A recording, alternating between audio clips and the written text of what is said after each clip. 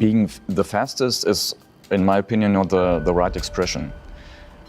Moving boundaries might be the right expression. And right now, heading for the 300-mile barrier for a serious hypersports car, this is the boundary we were heading for. And this is what we'd like to achieve.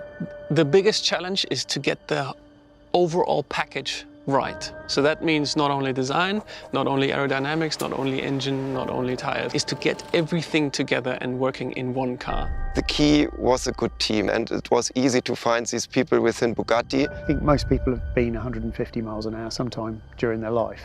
If you then add just another 30 to make it 180, that's a whole different world. Then when you get to 200, it's a lot faster than 180. So when you're talking about 300, it's a massive, massive step. Everything is fine, and you can start.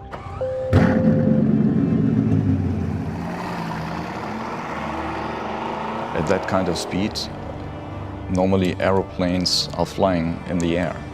And you have to make sure that the car will stay on the ground, is stable, and not that nervous, that the driver feels comfortable in the car and that you can drive that kind of speed without any risk.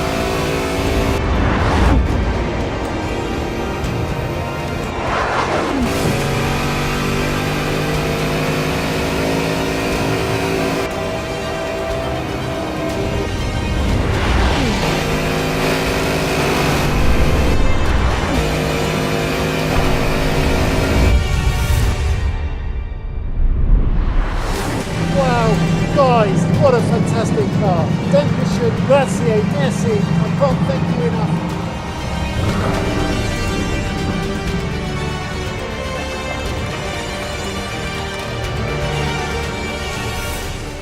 To get everything worked together in one moment. And to head for the 300-mile boundary, it was like heading for the pinnacle of automobile competition.